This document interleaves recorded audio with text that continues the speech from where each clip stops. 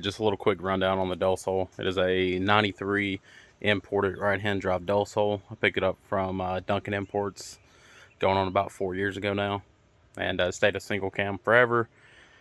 I was dumb. I sold it and bought it back just about 3 months ago now, and started doing the YouTube kind of hard on it. Really wanting to get this thing done. It's going to be a daily plus a play toy. I drive about an hour and a half to work every day, so I wanted something that's going to be reliable but fun also at the same time. It has a Japanese K24A. I picked it up from, I want to say it was like JDM Orlando or Sunrise JDM. It's two places down there in Florida. Sorry, I don't remember which one I picked it up from. I can go back and find out. But I think I paid $1,150, $30, something like that, shipped to the door.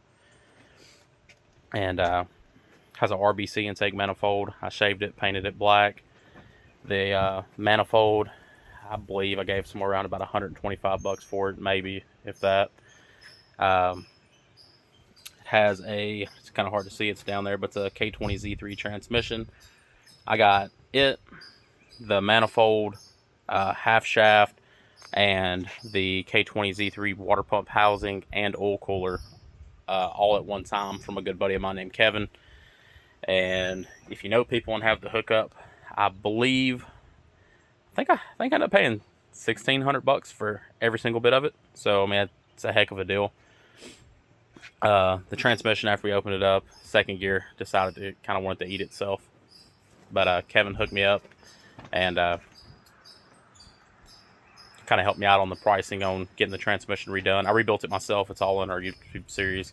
But he split the price of getting it, the gear set for it and the synchros, because everything was it's kind of nasty after that gear went through it. But anyways, transmission's fully rebuilt and fresh. It does have a comp stage 3 full face clutch in it. I didn't really want a $6, so I went with a full face. It has a chromoly competition flywheel in it. I think they're somewhere between 9 and 12 pounds. I don't care for the super light ones. You really don't need it when you got a turbo on it and a K24 that likes torque, so, or should I say produces a lot of torque. Hybrid Racing fuel rail. It has 2,000 cc injector dynamic injectors in it. I picked them up from my buddy Milo, really cheap. I think I have $400 in those. It does have Hasport JHP USA special black mounts. You can only get them through JHP USA if you want them in the black. They're extremely expensive, or for me they are. They were, I think, close to $800. You can get the billet aluminum ones that are just like these, but that are just aluminum color, just the factory billet shiny silver, and they're like $650. So I really wanted the black ones, so that was kind of one of my splurge things. So if you want to spend the extra money, you can get those, but they are Hasport mounts, and these are the EKK2, so they're dual height, so you can run a K24 on low setting and not have to cut the hood, I do believe, or a K20 on high setting,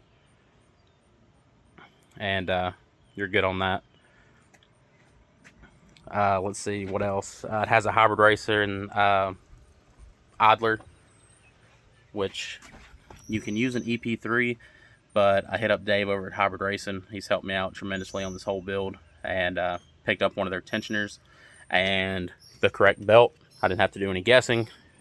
Shipped straight to the house, hooked me up on it, and I'm not going to say any of the pricing on the Hybrid Racing stuff. I'll tell you retail pricing. I think these are around $300 with the belt.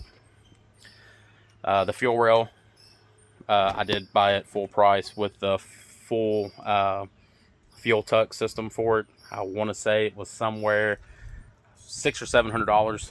I can't remember. I know one's like $599 and one's $699. It does have a Hybrid Racing swivel neck, water or thermostat housing neck on it, and something I opted to go with. This is a Dorman aluminum thermostat housing. They're $35. So you can buy a plastic one from Honda, or you can pick up one of those. I figured I'd rather have an aluminum one than plastic, so that's what we went with. And if we drop down here, hopefully y'all can see that. It does have a Still baffled. Unit 2 fabrication oil pan on it. I plan on tracking the car a little bit and hitting some windies and curves and all that good stuff. So it does have a baffled oil pan on it, and it came tapped for the turbo drain. Coming back up top, we have a 75mm hybrid racing throttle body, and it's made to fit the RBC. So no modification, direct bolt on, no adapter plates, none of that silly stuff. I think the throttle body, if I remember correctly, they're $200 to $400 range. But it did come with the throttle cable bracket and all that good stuff. We do have a hybrid racing half core radiator, little half radiator. I could have went with a full radiator now that I'm looking at it, and that might be an upgrade that I do later on. But for now, we have a half radiator in it because I do plan on putting AC on the car, so it would be easier. But I believe the hybrid full radiator would have worked as well. So it's something we might go to later if we have any overheating issues. For the hybrid racing, radiator, fan, radiator cap, upper and lower hoses, and the coolant temp sensors for the fan switch and for the gauge. I can't remember, it's on their website. I want to say it's in the $700 range. And that is retail, of course. Let's see what else we have. We have the fuel pressure regulator over here in lines, and it goes down there. They're not hooked up yet. I still have to do a lot of deleting on here. But that is pretty much, I think, covered all the hybrid racing stuff on here. That is a $50 MSCR K24 upper coolant neck. It does work. Like, it will get the job done. It's not the best quality, but it's not bad either. I'm going to have to run a different one because my hybrid racing hose comes in right here. I am going to hit up the boys over at Hybrid Racing first, hit up Dave and see if they make a upper radiator hose that fits that before buying a K20 or a K-Tune K24 neck that comes out the side over here. That was my bad. I got one that was straight. It should have been a diagonal one. Nothing to do with Hybrid Racing sending me the wrong part. It was just I didn't do research. It does have the Hybrid Racing thermal intake gasket on it and ARP black studs or bolts for the intake manifold. We have a DC5 Creations top mount, or sidewinder, I guess you call them on a K series. It has a Pulsar GTX 3582R. It is a T3, this one is, with a V-band exhaust housing. And the housing on it is, I think it's an 82. If I remember correctly. I got the shield on it so I can't see. But it's a Pulsar unit. And then it's has a big old Pulsar 60mm gate. And it has I think a 7-pound spring in it currently. If you're ever wondering if a DC5 Creations turbo kit will fit with a K24 on high setting in a right-hand drive Delsol or EG, it will fit. I was very skeptical to see if it was going to fit in the Delsol. He didn't know. He straight up told me, he's like, hey man, I don't know if it's going to fit your right-hand drive Delsol and you can't return it. I took the shot anyways, and it does fit. I'm going to probably end up doing a brake line delete kit and a brake booster delete through home development and finishing lines and get rid of all the stuff off the firewall. It'll clean it up and drop everything over to that driver's side over there on the right-hand drive, and to kind of keep, you know, the heat away from it the best I can. I am going to end up running a AC kit through DC5 Creations, and it'll run out and down this fender, but that's a little bit later on. All the piping fit. That is a Pulsar. Don't want to get it wrong, but I believe it's like the same thing as like a Tau Q50 blow-off valve. And it has the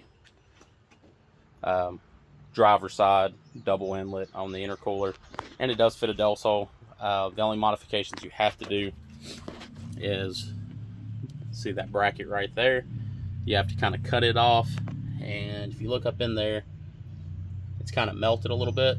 I had to take a socket and melt it and roll it on the bottom, or heat it and roll it on the bottom of the fog light, kind of melt it so it would clear the bracket, or not the intercooler, and for the clamp to actually fit onto the intercooler and hose.